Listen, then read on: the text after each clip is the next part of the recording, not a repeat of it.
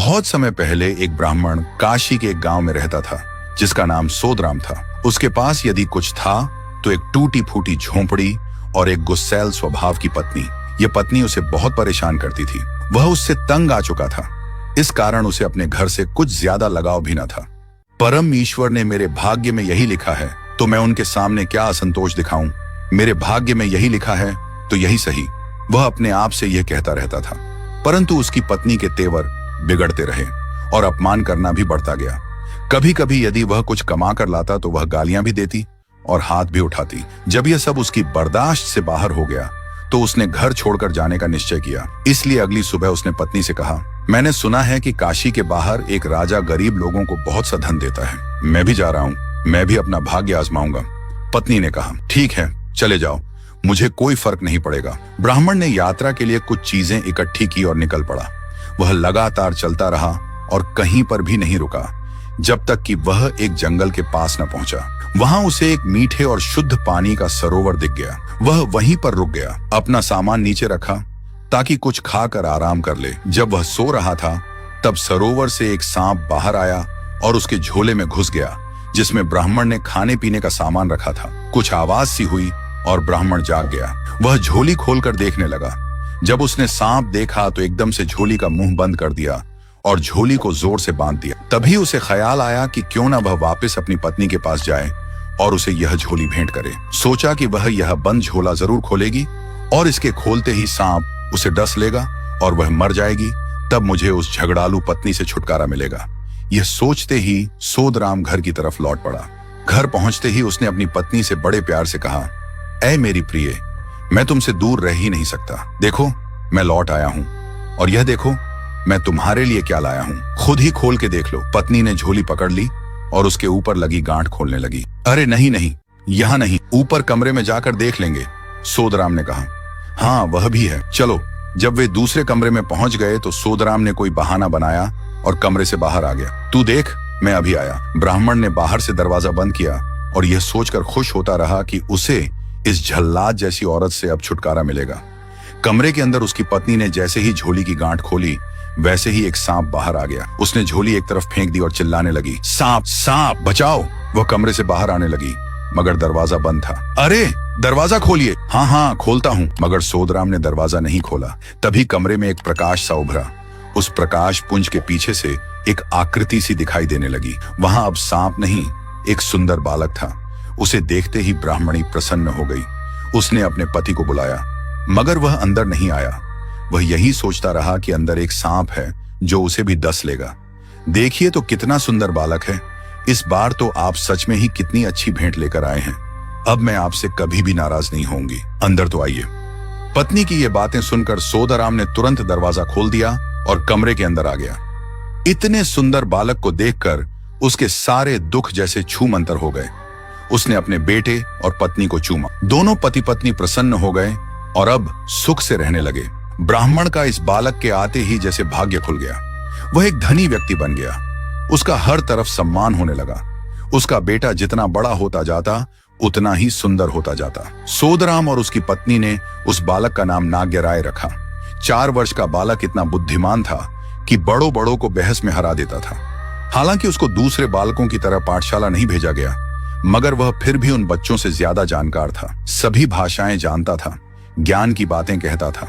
यह इसीलिए क्योंकि वह स्वर्गिक बालक था।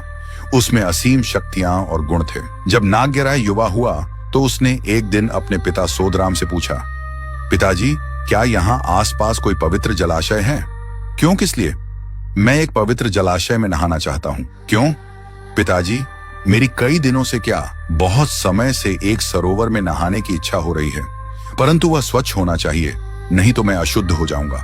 सोदराम ने कुछ देर सोचा और फिर कहा, यहाँ हमारे आसपास तो ऐसा कोई जलाशय नहीं है, मगर राजा के बाग में एक पोखर है। उस बाग के चारों ओर एक ऊंची दीवार है। वहां जाना तो असंभव है। आप मुझे दिखा दीजिए कि वह बाग कहाँ है। नहीं, कभी नहीं।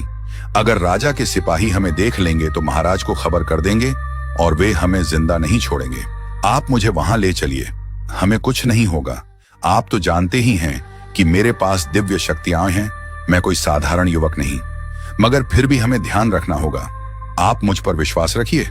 सो तो है, जब सोदराम राजा के बाग की ओर जाने के लिए मान गए तो वे दोनों राजा के महल की तरफ चल पड़े। नाग्यराय ने देखा कि कितनी ऊंची दीवारें हैं तो वह एक छिद्र ढूंढने लगा, मगर दीवार में कोई छेद नहीं था। आखिर उसे एक छोटा सा छिद्र दीवार के नीचे दिखा। वह प्रसन्न हो गया। उसने अपने आप को एक छोटे सांप में परिवर्तित किया और बाग के अंदर घुस गया। अंदर आकर जब उसने एक पवित्र स्वच्छ पानी का पोखर देखा तो उसने अपना रूप बदला। एक सुंदर युवा के रूप में परिवर्तित होकर वह निर्मल जल के जलाशय में नहाने लगा। जब राजकुमारी ने, जो उस समय बाग में बैठी थी, पानी में छप छप की आवाज सुनी तो उसने अपनी दासियों को यह देखने भेजा कि बाग में कोई घुस तो नहीं आया है। परंतु जब तक दासियां वहां पहुंची, नाग्यराय ने फिर से सांप का रूप धारण करके बाग से बाहर निकलने में सफलता पाली थी। कुछ दिनों बाद वह फिर से आया और वहां नहाने लगा। जब इस बार भी राजकुमारी ने छप छप की आवाज सुनी तो वह गुस्सा होने लगी। राजकुमारी हिमाल ने अपनी दासियों से कहा, कौन है यह जो मेरे बाग में आकर मेरे ही ताल में नहाने की हिम्मत कर रहा है? देख कर आओ और जो भी हो उसे पकड़ कर ले आओ। दासियां गईं, मगर इस बार भी वे नाग्यराय को देख न पाईं, क्योंकि वह निकल चुका था। तीसरी बार जब नाग्यराय आया तो हिमालय वहीं ताल के आसपास थी। जब उसने एक अति सुंदर युवक को ताल में नहाते देखा तो वह उसे देखती रह गई। ऐसी सुंदरता तो साधारण मनुष्यों में होती नहीं, कौन हो सकता है? वह सोचने लगी। ऐसा और इतना सुंदर पुरुष उसने कभी नहीं देखा था। जब युवक ने अपने आप को एक सांप में परिवर्तित किया तो हिमाल डर गई, लेकिन फिर उसने अपनी एक दासी को कहा कि वह इसका पीछा करे और देखे कि यह कहां जाता है। जब कुछ देर बाद दासी लौटी तो उसने राजकुमारी से कहा कि बाहर निकलते ही उस सर्प ने वापस युवक का रूप धारण किया और ब्राह्मण सोदराम के घर में गया। लगता है कि यह उसी ब्राह्मण का बेटा है। राजकुमारी हिमाल अपनी मां के पास गई और कहने लगी कि उसे नाग्यराय के साथ विवाह की अनुमति दी जाए, क्योंकि उस जैसे रूपवान युवक के बिना वह और किसी से भी विवाह नहीं करेगी। मुझे उस युवक से प्रेम हो गया है। रानी ने यह बात राजा को बताई। राजा अपनी बेटी के पास गए और कहा, मेरी प्रिय पुत्री, तुम जिस भी राजकुमार के साथ विवाह करना चाहो करो। मैं सभी अच्छे अच्छे राजकुमारों को यहां बुलाऊंगा। तुम जिसको भी चुनोगी उसे तुम्हारा पति स्वीकार करूंगा। नहीं पिताजी, मैंने इस ब्राह्मण के बेटे को देखा है। उसके रूप और गुणों के समान और कोई नहीं हो सकता। तुम्हें मालूम भी है कि तुम क्या कह रही हो? वह ब्राह्मण सोदराम एक साधारण सा व्यक्ति है। मैं कैसे उसके साथ अपनी बेटी के रिश्ते के लिए उसके बेटे का हाथ मांगूंगा? कहां मैं और कहां वह? क्या कभी धरती और आकाश मिल सकते हैं? मैं तुम्हारे लिए दुनिया का सबसे सुंदर राजकुमार ढूंढ कर लाऊंगा। राजकुमारी ने कहा, नहीं पिताजी नहीं। इससे क्या फर्क पड़ता है कि वह गरीब है या अमीर? मैंने सोदराम के बेटे को ही अपना पति माना है।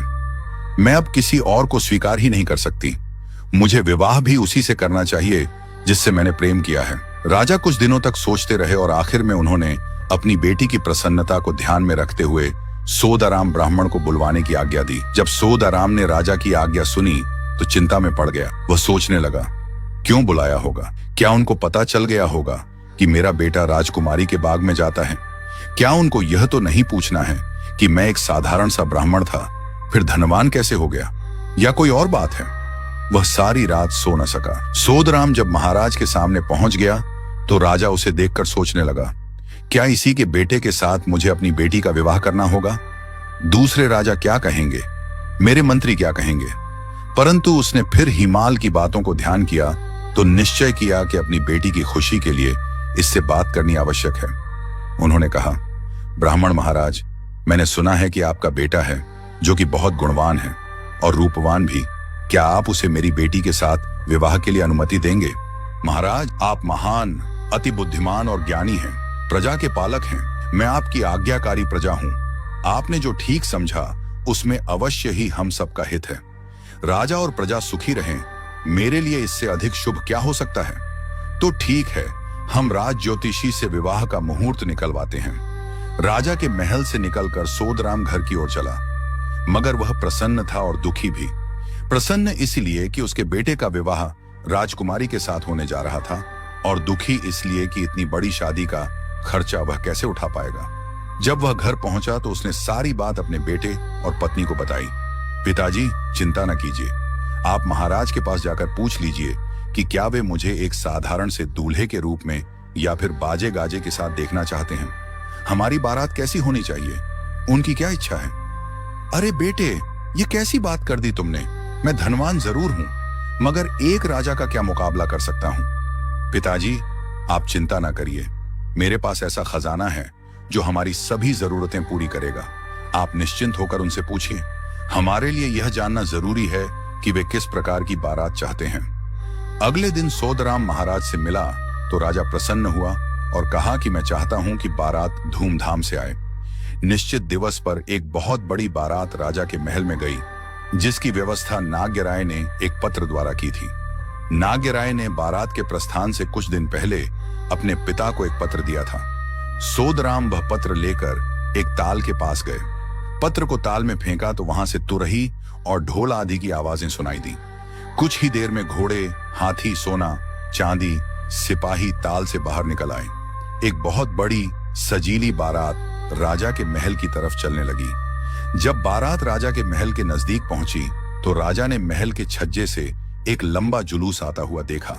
उन्होंने अपने मंत्री से पूछा, क्या यह सोदराम के बेटे की बारात ही है या कोई बहुत बड़ा राजकुमार आ रहा है। नहीं महाराज, ये सोदराम के बेटे की ही बारात है। वह देखिए। राजा बहुत ही प्रसन्न हुए। विवाह प्रसन्नता पूर्वक संपन्न हुआ। दोस्तों, आगे का पार्ट जल्द ही चैनल पर अपलोड होगा। वीडियो पसंद आए तो वीडियो को लाइक करें और चैनल को सब्सक्राइब करें।